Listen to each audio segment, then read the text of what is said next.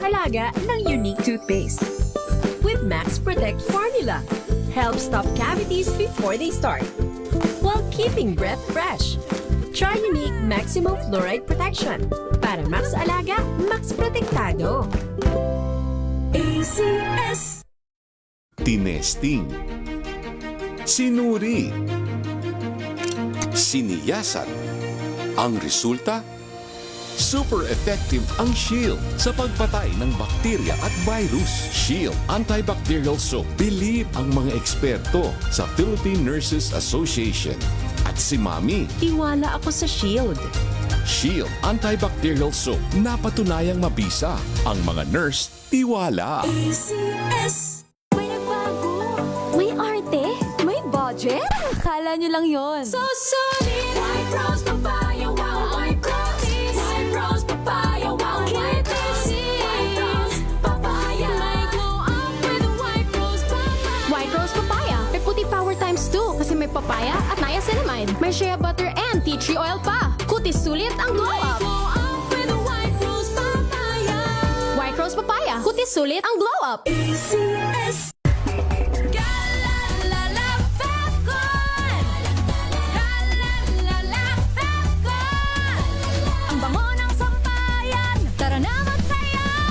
Calefacton, amoy nakaka-joyful.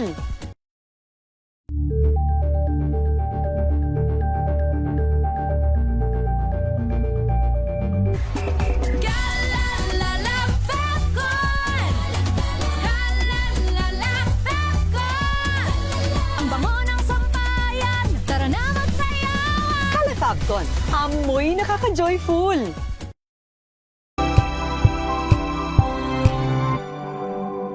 Ngayong ika-87 taon ng kauna-unahan, DZRH. Tayo ay iisa. Ikaw, kayo, tayo. Iisa ang radyo. Tayo ay iisa. Iisa ang nag-uugnay. Iisang radyo ang pinakikinggan. Tayo ay magkaisa. Dahil tayo ay Pilipino. DZRH. 87 tayo. Saan ka man sa mundo, tayo iisa. Tayo Pilipino. Serbisyong tapat sa iyo, DZRH. Ito ay bunsod ng naitalang 17 individual na ang kanilang naaresto. Ng Metro Manila Development Authority o MMDA ang No Contact Apprehension Policy o NCAP sa Metro Manila. Sa ang ilang mga dokumento ay peke. Hindi rin legal ang employment na ipinangako sa kanila. Sa mata ng batas, mananagot ang sangkot at may sala. Dahil sa bawat paglabag, may karampatang parusa. Alamin ang mga pananagutan sa likod ng mga bawal. Dito sa Hoy! Bawal Yan! Tuwing Sabado, alas 11:30 ng umaga. Dito lang sa DZRH TV. Luzon, Visayas at Mindanao. Isang oras na balita at talakayan ngayong araw hunang At ito linggo. ang programang Maynila, ito ang Pilipinas. Samahan po niyo.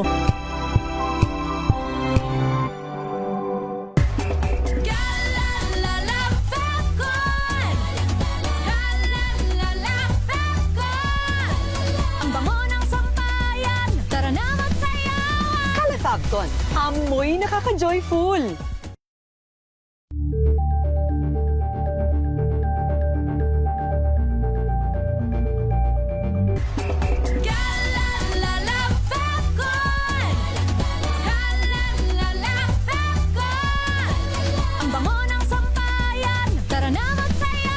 Calefacton, amoy nakaka-joyful.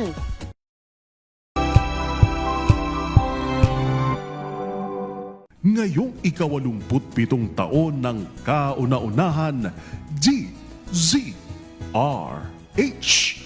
Tayo ay iisa. Ikaw, kayo, tayo. Iisa ang radyo. Tayo ay iisa. Iisa ang nag-uugnay. Iisang radyo ang pinakikinggan. Tayo ay magkaisa. Dahil tayo ay Pilipino. DZRH. 87 tayo. Saan ka man sa mundo, tayo iisa. Tayo Pilipino.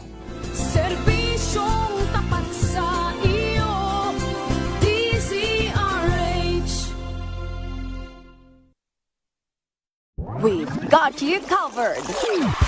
From the hottest hits, exclusive interviews, kilig to the bones fan meet experience, and hataw performances of your favorite stars. Saturdays, 12 noon, dito lang sa DZRH TV. Check na araw mga health checkers. Ang mabuting balita ng ating Panginoon. Kasama pa rin ang ating mga eksperto. Ito po ang inyong balerina ng bayan, si Lisa Makuha Elizalde. Ito po ang Radio Henyo sa DZRH. Una sa po ng isang magandang hapon. Curious ka ba sa maraming bagay? Kami na ang bahala dyan. Aalamin, tutuklasin at bibigyang linaw namin ang mga katanungang bumabagabag sa inyong isipan. Sa programa kung saan ang bawat sagot ay galing lamang sa mga eksperto. Ang Expert's Opinion, tuwing linggo 3:00 ng hapon, dito lang sa DZRH TV. Check na araw mga health checkers. Pilipinas, Metro and Mega Manila, it's the midweek Wednesday. Malusog na gabi po, Luzon, Visayas, Mindanao. Magandang evening Luzon, Visayas at Kayong salamat sa inyong pagpaminaw, pagtanaw. Kung good vibes ang hanap mo, dito ka na sa sigurado. Mula sa mga istoryang nagbibigay ng inspirasyon hanggang sa mga kwentong may dalang solusyon. Mga balitang pampagaan, pakiramdam at pampaganda ng araw. Hindi lang ba sa good news, kundi the better news. Mula Lunes hanggang Biyernes, 1:00 ng tanghali sa DZRH TV.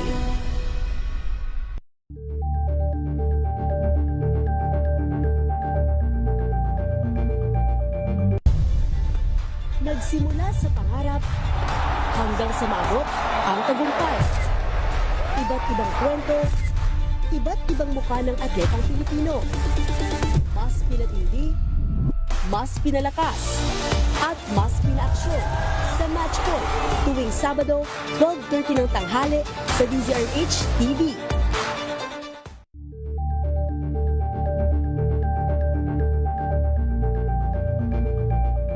Sa pagbabalik tanaw sa 87 taong legasiya ng DZRH, napagtagumpayan na ng kauna-unahang himpilan ng radyo sa Pilipinas ang iba't ibang pagsubok, kabilang na ang bangungot noong panahon ng ikalawang digmaang pandaigdig. Impormasyong naihatid ng himpilang KZRH ang siyang naging kaagapay ng mga Pilipino at nakasama hanggang sa nakamit ang kalayaan. At nang muling mapas sa kamay ng mga Pilipino ang kasarinlan, nagbukas din ang panibagong yugto para sa himpilan. Mula sa KZRH na kalaunay naging DZRH, ang mga balita at impormasyon ang nagsilbing gabay ng mga Pilipino. Naging hudyat ito ng panibagong simula at patuloy na paglago, kasabay ng pagsilang ng mga programang nag-iwan ng bakas sa kasaysayan at sa puso ng bawat Pilipino.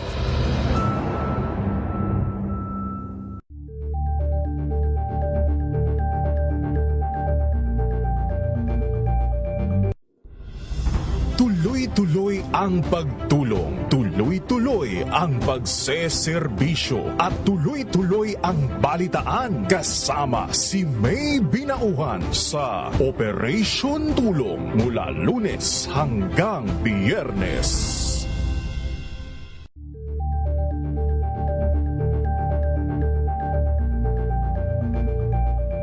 Ngayong ika-87 taon ang kauna-unahang himpilan ng radyo sa Pilipinas, ang DZRH, patuloy pa rin magbabalita, magseserbisyo at magbibigay pag-asa sa iba't ibang sulok ng bansa.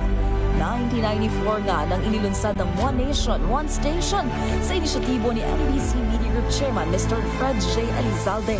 Naabot ang nasa 97% ng populasyon sa Pilipinas gamit ang nationwide satellite broadcast. Patunay ang 20 relay stations mula Luzon, Visayas at Mindanao sa patuloy na dedikasyon ng DZRH sa loob ng maraming dekada.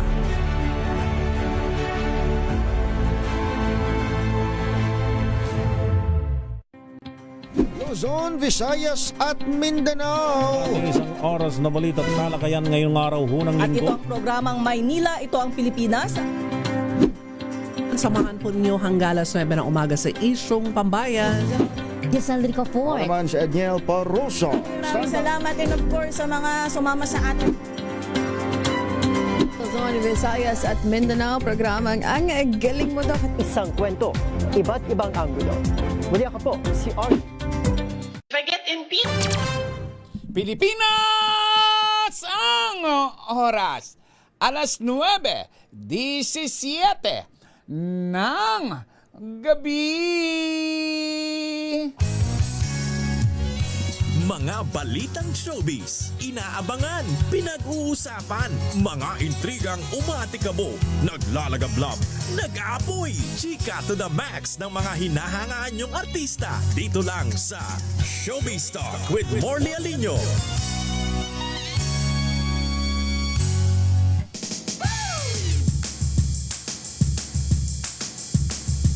Oras na, dakdak ka na, kumpulan na, magbanding na.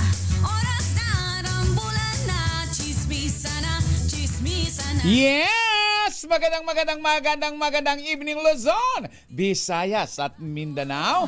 Kayo po ay nakatutok, nanonood, nakikinig dito sa nag-iisang programang Mahal Mo, Mahal Ko, Mahal ng Buong Bayan Worldwide. At ito ay ang Showbiz Talk with Morley Alinio. Ako po si Morley Alinio para sa DZRH, una sa Pilipinas, una sa Pilipino. Ay! Naman, sobrang na-miss ko po kayo. Dahil Monday to Friday, medyo hindi po tayo nagkakakitaan ngayon. Dahil meron po tayong programa o drama na isinalang po sa aming time slot ni Gorgie Rula. Pero dyan lang po kayo dahil every Sunday, makakasama nyo po ako. Alam nyo po, 25 years na tayo magkasama rito sa Showbiz Talk with Morley Alinio. Kaya naman, magkasama pa rin tayo ngayon. Ay, kumusta sana po kayo mga minamahal kong viewers and listeners? Ano na ba ang pinagkakaabalahan ninyo? Oy!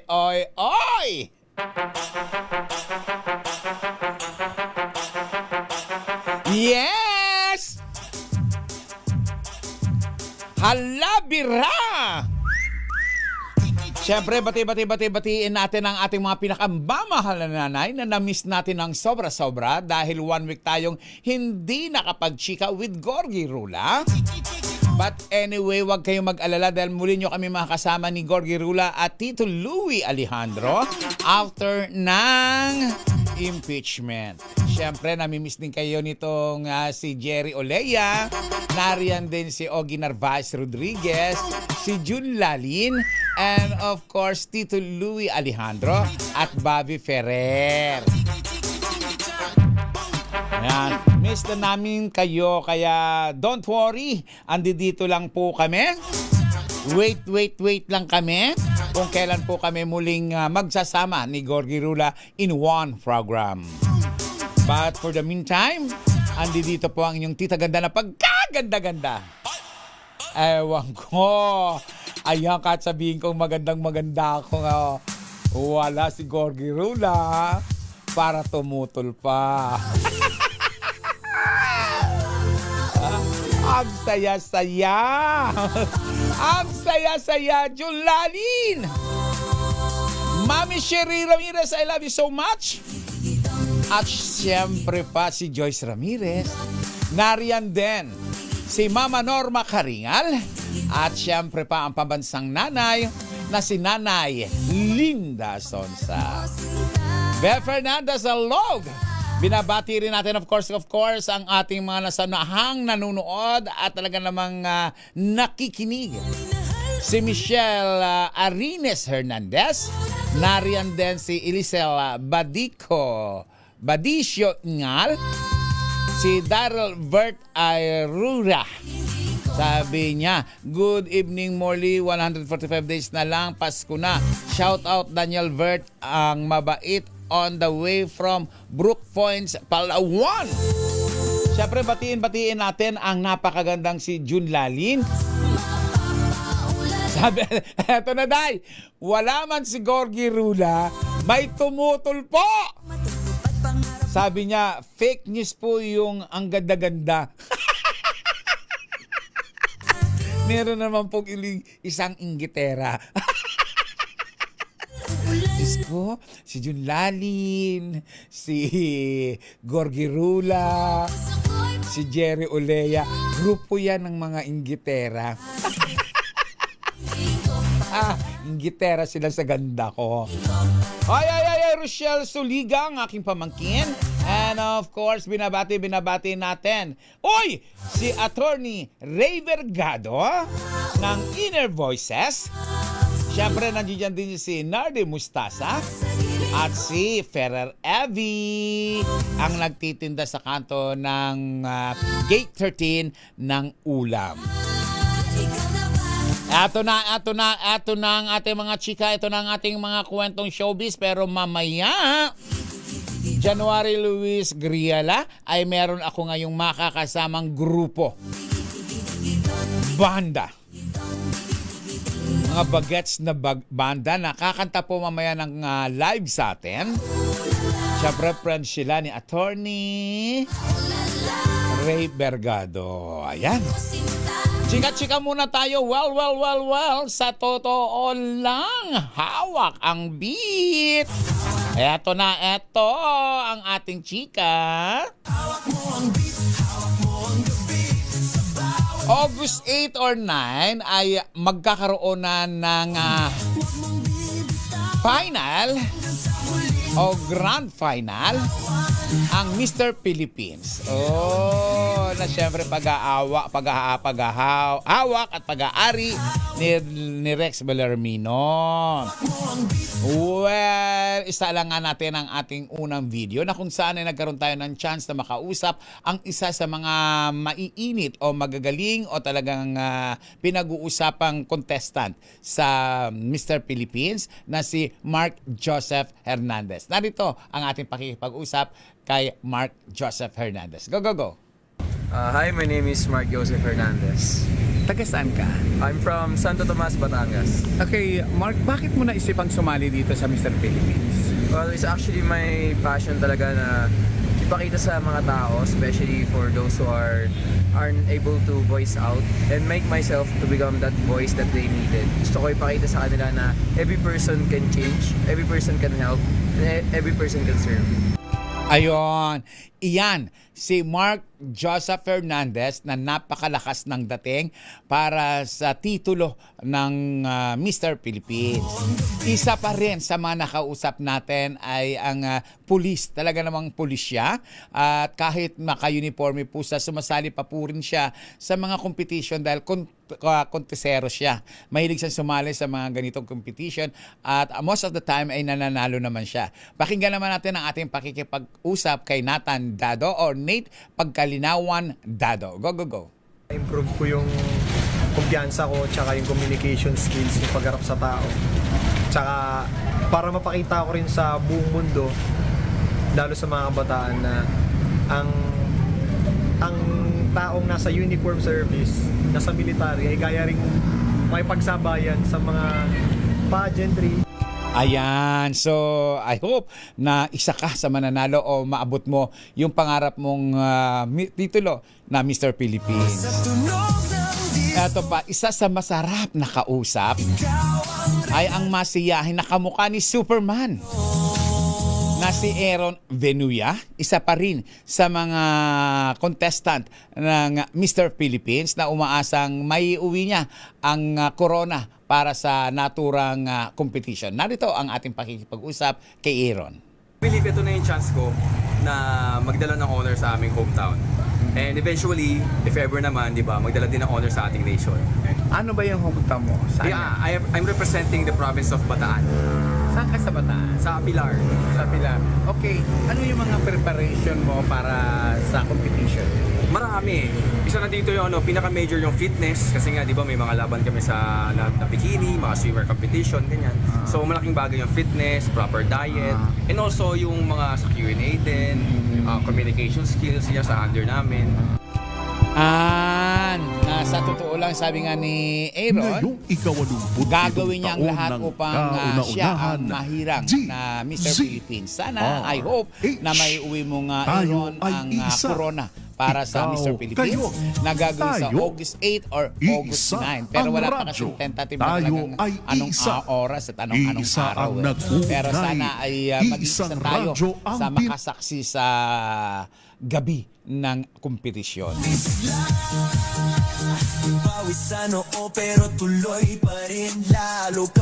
Ay! Nardi Mustasa, sabi niya, tea or coffee? Ines Imperial, binabati kita, and of course, Emmy Nesrolion. Nagkaroon kami ng chance na makausap itong si Gerald Napoles at itong si Pepe Herreras. Mahaba-haba ang aming kwentuhan at ang isa sa tinanong ko sa kanila bilang isang komedyante, kapag kayo ay nagkakaroon ng palpak o napapahiya kayo o nakagawa kayo ng kahihiyan, paano nyo to dinadala? Kasi most of the time kapag ikaw ay komedyante, siyempre may damdamin ka rin na kapag nakakagawa ka ng palpak at nilait ka o parang napahiya ka, magkakaroon ka rin ng something wrong sa sarili mo at makakaramdam ka ng kakaiba, of course. At dito, sinagot nila ang ating katanungan. Pakinggan at panoorin natin ang aming pakikipag-usap sa magkaibigang Gerald Napoles at Pepe Herrera. Tatahimik kayo, tapos tatatak yung idea na, ay, baho pala ng utot, ganda-ganda. Ganda-ganda, baho ng utot, may ganun eh. Yun po yung mga example. Sa akin, yun yung naisip kong example na makakalusot pag komedyan. Yeah.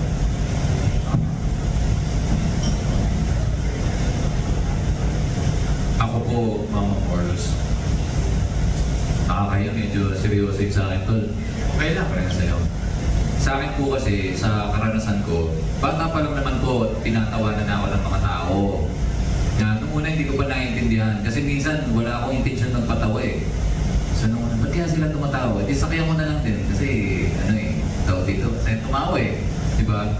Pero eventually, in terms of dun sa sinasabi niyo po na pag nakakahiya yung nagawa mo, may mga times po na hindi siya madaling matawanan.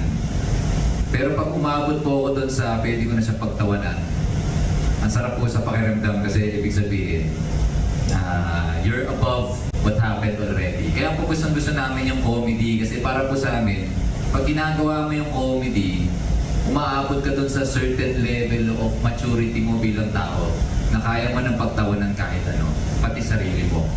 Na hindi namin nagagawa palagi diba? Kaya pag nagagawa po namin siya, ang sarap sa pakiramdam kasi ako po personally, ang pakiramdam ko, I am in touch with my best self. Yun po. Yan! Maraming yan naman ang kanilang pakiramdam nitong si Pepe Herrera na kapag nakakamali siya, nagkakapalpak siya, hindi sa lahat ng panahon ay dinadaanan lang niya sa pagko-komedyante. Siyempre, nakakaramdam din siya ng kahiyan, pero kapag nalagpasan niya na raw yun, ayun, okay na. Okay, tuloy-tuloy ang chikahan, tuloy-tuloy ang kwentuhan. Siyempre pa, dito lang yan sa programang Mahal ng Bayan. Binabati natin si Ogie Narvaez Rodriguez. Binabati natin si Rhea Jeannie from Pampanga. At eto naman, dito sa Viva One naman, na ipalalabas sa September 5, ang pelikulang Our Yesterday's Escape. Ito yung series, no, sa series sa Viva, no, Viva Max, no. Not Viva Max pala, Viva One. Naguluhan tuloy ako.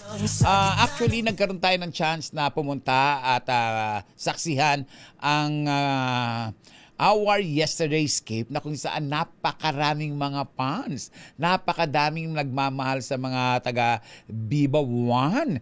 Imagine ang Viva One nakagawa ng mga artistang nagsipagsikatan nang sila lang talaga. Isipin mo, wala silang malaking TV network. Pero ang Viva One, grabe. Grabe ang fans ni Nicole Umilo at Jairus Aquino na bida sa Our Yesterday Escape.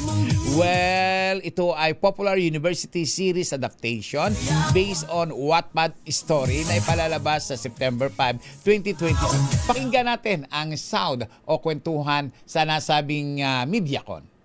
Guys, all right, everybody, please look towards the center of the room. Thank you sa lahat po ng ating mga kaibigan from the media na dumalo ngayong tanghali.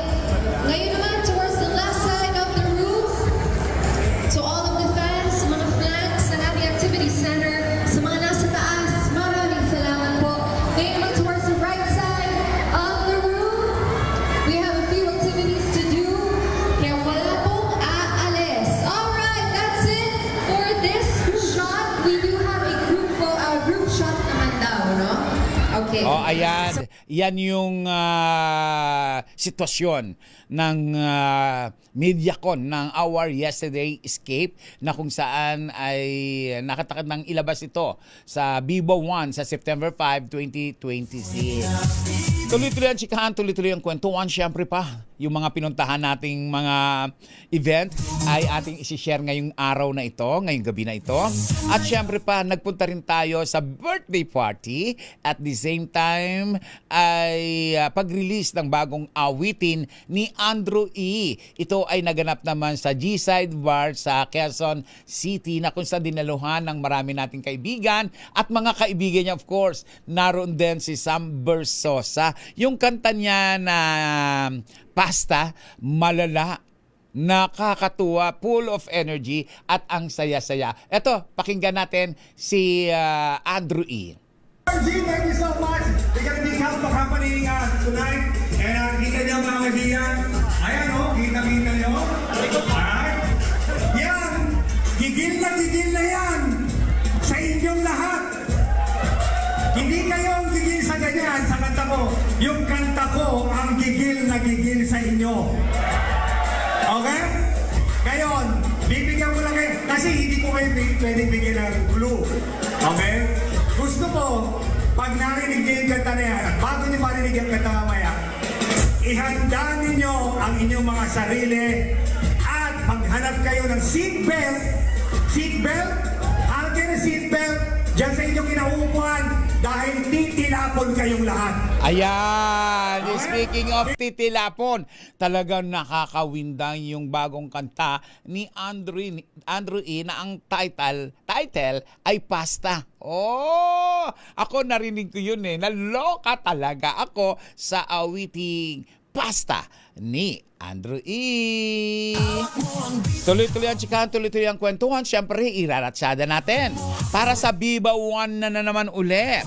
Well, nagpunta ako sa presko ng Dating Alice Perez na kung saan ang nasabing pelikula o ang nasabing proyekto ng Viva One, ayan ay talagang nagatid sa kasikatan ni Ravin Angeles at Angeli Muji.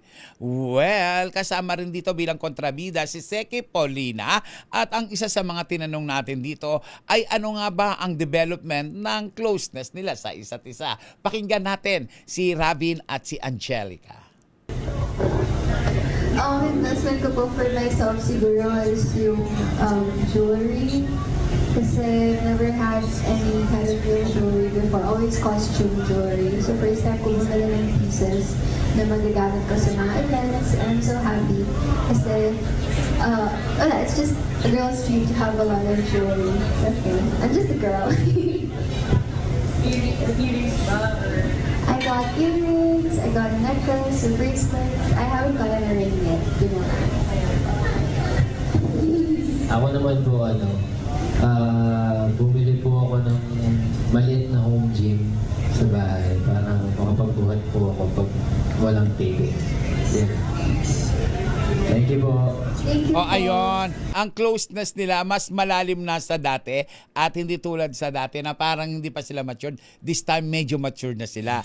Ang Dating Alice Perez ng Bibo One ay directed by Crisanto B. Aquino. Ratsada pa. Nagkaroon naman ako ng chance na pumunta naman dito sa may Shangri-La Ortigas. Well, pumunta tayo dito at invited nga tayo ni Mel Navarro para sa kanilang event na Maddox Diamond Fashion Show 2026. Well, dumating doon para rumampa ang dami-daming mga artista tulad ni na Claudine Barreto, naroroon din si Aramina, Ami Austria, Giselle Sanchez, EJ Rabal, Beauty Gonzalez, Pokwang at marami pang iba. Sa pakikipag-usap namin, nakausap ko nga ang may-ari ng Maddox Diamond Fashion Show 2026 na si Miss Charo Cordial. Panoorin natin at pakinggan.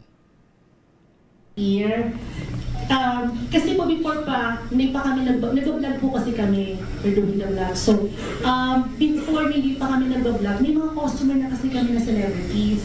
Tapos sabi ko, what if yung pag pumupunta sa amin ng customer na celebrity, baka po pwedeng gusto nilang mag-vlog. So doon po kami nag-umpisa. Kay Miss Yayo Aguila last year. So from there, lahat po ng mga celebrities na nag-i-interest, pupunta kami dyan, bibili. So kino-coordinate na po namin na, sige, pwede ba kami makipag-vlog? Pwede ba makipag-collab kayo? Pumapayag naman po sila. So hanggang sa naisip ko po, wow, ang dami na pala nila. Sabi ko, let's do fashion show. Kahit noong December po, nag-umpisa kami last year. Sinabay lang namin sa Christmas party. It's just a very small event with our employees. Tapos, nung afternoon, sabi ko, pwede kaya siguro mas malaki pa kasi mas marami na sila. So, lahat po ng mga rarampa mamaya, lahat po ng models namin ng celebrity, lahat po sila naging customer na namin and nakasama ko na. Yun. At dati ay napakaliit lang po ng Maddox Diamond. At ngayon nga ay napakalaki na niya. Nagsimula lang siya sa benta-benta ng isa-isa, dalawa, hanggang sa lumaki na siya. Commercial break muna po tayo. Saglit na saglit lang.